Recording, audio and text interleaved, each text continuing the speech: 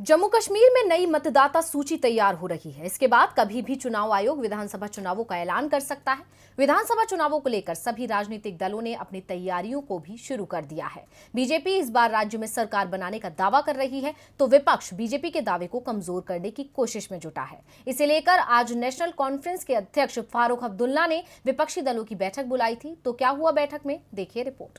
जम्मू कश्मीर की सत्ता से बीजेपी को दूर रखने की रणनीति तैयार हो गई है। विपक्षी दल एकजुट होकर बीजेपी पर वार करेंगे। गुपकार समूह मिलकर चुनाव लड़ेगा। दरअसल पिछले कुछ दिनों से इस बात के संकेत मिल रहे थे कि गुपकार समूह में शामिल पार्टियां इस बार अलग अलग चुनाव लड़ सकती हैं और इसका फायदा बीजेपी को पहुंचता दिख रहा था। राज्य में चुनाव अगले साल की शुरुआत में हो सकते हैं, यानी चुनाव में अब 6 महीने का भी समय नहीं बचा है। ऐसे में विपक्षी एकता के लिए फारूक अब्दुल्ला ने बैठक बुलाई थी, जिसमें गुपकार समूह में शामिल पार्टियों के साथ ही गैर बीजेपी दल शामिल हुए। बैठक में बीजेपी को घेरने की रणनीति पर चर्चा की गई। साथ ही ये भी फैसला किया गया कि बीजेपी के खिलाफ पूरे विपक्ष को एकजुट होना चाहिए। बैठक में गैर स्थानीय व्यक्तियों को वोटिंग का अधिकार देने के मुद्दे पर भी चर्चा हुई है, क्योंकि दावा किया जा रहा है कि इस बार विधानसभा चुनाव में करीब 50 लाख गैर कश्मीरियों को भी वोटिंग का अधिकार मिल सकता है।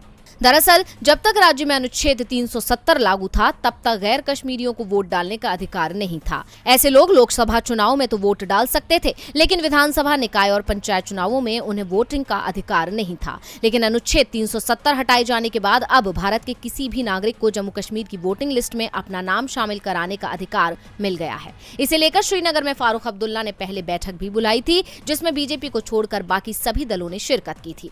साफ है, जम्मू कश्मीर में बीजेपी के खिलाफ मजबूत मोर्चा तैयार हो रहा है, जो इस केंद्र शासित प्रदेश में बीजेपी की सरकार बनाने के सपने पर पानी फेरने की तैयारी में है।